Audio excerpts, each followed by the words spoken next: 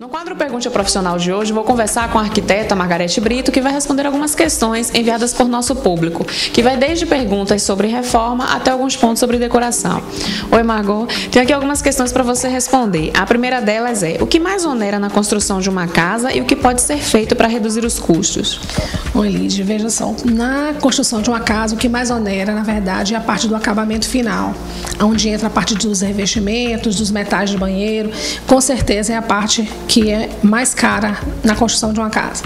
Para a gente tentar reduzir esses custos, a gente tem que começar até mesmo com a parte de negociação, com a parte de funcionários, com a parte de operário, visto que a parte de operário, a parte do pedreiro que faz o acabamento final, é uma parte que é um pouquinho mais cara. Então a gente começa conversando com o pedreiro, discutindo os valores e usando de muita criatividade, né?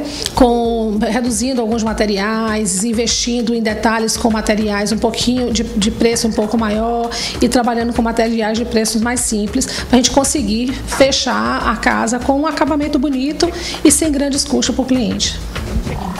Minha sala é muito grande e gostaria de dividi-la para fazer um escritório. Que tipo de material teria um menor custo e rapidez na hora de se construir esta parede? Olha só, no caso de você ela está querendo dividir a sala, né, que é grande, para fazer um escritório. Nós temos a opção mais em conta, seria trabalhar com blocos de gesso, né, que sai realmente com custo bem em conta, também por uma questão de rapidez. Se ela quiser investir um pouquinho mais, a gente pode trabalhar com drywall, que vale a pena investir um pouco mais, mas é rápido, atende a grandes vãos, e o custo e a limpeza, né, que realmente a obra fica mais limpa. Isso também não quer dizer que ela não possa trabalhar com outras coisas, gente. Assim, não exatamente um fechamento de parede. A senhora também pode usar uma grande porta para fechar o vão, né? Trabalhar uma parte com o escritório e ter a oportunidade de também abrir esta porta e integrar ela ao ambiente da sala, ampliando a sala no momento de receber, para uma recepção, uma festa, e fechando a porta para você receber, trabalhar no escritório mais sossegada. Gostaria de fazer um mezanino em meu quarto que tem um pé direito duplo. Que material seria mais indicado para fazer esse tipo de estrutura? Bem, nesse caso, ela tem um pé direito duplo no quarto, com certeza deve ser uma residência, casa, e ela quer fazer um mezanino. Eu indico que ela fizesse esse mezanino com estrutura metálica. Por ser rápida, prática, você faz o projeto, manda para a empresa e essa parte toda metálica ela já chega praticamente pronta na obra. Então é basicamente a instalação, que é rápida, ela pode utilizar de qualquer tipo de revestimento para piso, ela suporta tranquilamente sem problemas. E a parte inferior, ela ainda pode fazer o acabamento com gesso, aproveitar para poder fazer iluminação, né? Pode fazer o fechamento da estrutura metálica com gesso e utilizar também para fazer iluminação sem problema nenhum. Estou reformando minha casa de praia e gostaria de saber qual tipo de revestimento posso usar em uma fachada que quando chove fica totalmente úmida e qual piso é mais indicado para ser colocado na casa toda. Bem, Lid, casa de praia é uma casa que a gente recebe muito, né? Geralmente tem criança entrando, saindo, pé molhado, areia. Então, assim, em termos de piso, para que ela disfarçasse um pouco essa sujeira, né? Ela poderia usar uma cerâmica antiderrapante, né? Em tons de areia, em tons de bege, para disfarçar um pouco essa areia dentro de casa. Com relação à fachada, eu acho que o interessante realmente era que se fizesse uma visita para ver esse ponto exato, que se realmente é uma questão só da chuva, né, na fachada. Se for o caso realmente de só a chuva, ela poderia trabalhar uma pastilha. Hoje existem várias pastilhas no mercado, vários fabricantes, e trabalhar com a pastilha de louça. Por quê? Essa pastilha ela é uma pastilha que tem 0,4 porcentagem de absorção de água. Então ela dá uma impermeabilização muito grande para a parede. É a mesma pastilha que é utilizada para piscinas, para fachadas de prédio. Então ela tem uma absorção mínima de água. Então eu acho que é mais interessante trabalhar com uma pastilha, dar uma cor na fachada, que eu acho que vai ficar bem legal. Moro no condomínio de casa e tenho um lindo frontal. Gostaria de um muro de vidro. Qual tipo de vidro ou uma outra estrutura é aconselhável? Bem, o muro de vidro é uma coisa que está sendo muito usada no momento. Ela dá modernidade e arrojo no projeto. Hoje nós trabalhamos com dois tipos de vidro que são chamados vidros de segurança, que é o vidro laminado e o vidro temperado. O vidro laminado, ele é composto de 2 lâminas ou mais lâminas, intercalado com uma lâmina de PVB, né, que dá mais resistência, aderência ao material. E mesmo que o vidro seja quebrado, o vão continua fechado com o vidro. Ele se parte, mas o vidro continua no mesmo lugar. E quando o vidro é temperado, ele, quando se quebra, ele se transforma em pequenos fragmentos.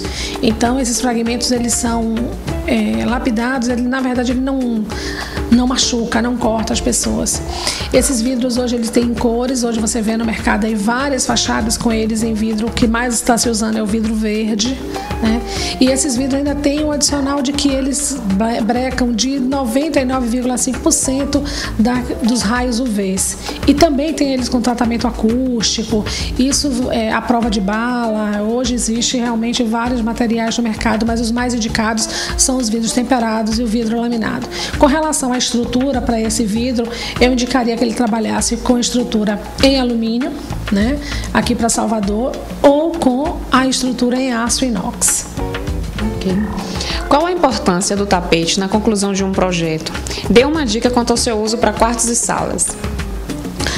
Os tapetes, eles delimitam o espaço, eles dão conforto, né?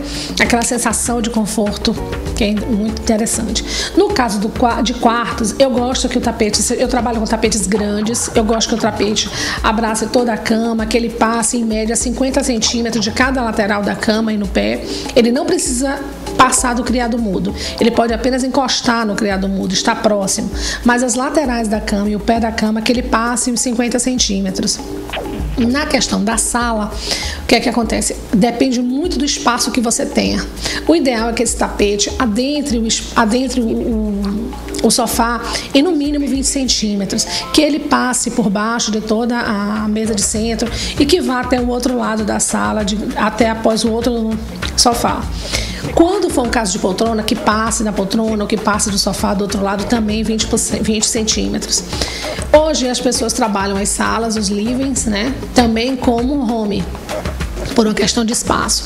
Então, que se dê preferência, tanto no quarto como nesse home, a tapetes com alturas de no mínimo 70 milímetros, que são tapetes mais altos, mais confortáveis, né? E que ajudam também na questão da acústica. Quanto às cores, estampas e outros listas, isso aí vai variar muito, Lídia, do que o cliente tem em casa. Se ele tem uma decoração toda clean, toda branca, ele pode usar no tapete, colocar uma lista, uma estampa. Se ele tem uma decoração já um pouco mais carregada em termos de acessórios, de cores de sofá, ele trabalha com cores mais neutras. Mas o ideal é que tenha a cara do cliente, que a casa fique com a cara do cliente. Margot, você está falando muito aqui sobre os quartos e a sala, né? O uso de tapete. Na sala de jantar, por exemplo, é indicado o uso de tapete? Lídia, eu geralmente não uso, exceto que a casa seja muito grande para que você tenha espaços bem definidos para usar um tapete na sala de jantar. Sala de jantar é onde as pessoas geralmente fazem as refeições, ocorre de sujar o tapete, então geralmente a sala de jantar a gente não põe o tapete. Se o apartamento então for pequeno, dê preferência a usar no living o tapete. Fica mais charmoso, mais elegante. Nossa última pergunta, Margot. Qual tipo de cadeira é indicada para uma área de trabalho utilizada por pessoas de diferentes alturas? Lídia, o ideal é que seja uma cadeira que tenha um trabalho de ergonomia, né? Uma cadeira que seja ergonomicamente correta. E o que é isso? Não precisa que seja uma cadeira de design, né? Mas que seja uma cadeira que lhe dê um conforto, que tenha flexibilidade na utilização da mesma. Quanto maior o número de regulagem da cadeira, melhor a cadeira. Então, a cadeira que lhe dá uma regulagem de encosto, de suporte para o pescoço, um encosto para o braço, a parte do assento, se ela tiver flexibilidade de levantar, baixar de acordo com a altura de cada um, para que você tenha um maior conforto e ao final do dia você não termine com dores, né, nas costas, nas pernas e no ombro, principalmente quando ela não tem um apoio para os braços. Então o ideal é que seja uma cadeira ergonomicamente correta. O que importa então não é o modelo, e sim o conforto, né? Conforto, sem dúvida, o conforto é muito mais importante. Ok, Margot, obrigada, né, pela sua presença, participação aqui no nosso programa mais uma vez, e que você volte aí outras vezes, trazendo outras novidades, novos projetos, mostrando outras coisas aqui pra gente. Obrigada, Lídia, eu que agradeço a você e ao Curto Circuito mais uma vez pela oportunidade de estar aqui. Espero que eu tenha atendido as perguntas dos telespectadores. E vocês de casa, não esqueça de acessar o nosso site www.decoraçãosalvador.com.br e continuar mandando suas perguntas. Na próxima semana estarei aqui com outro profissional.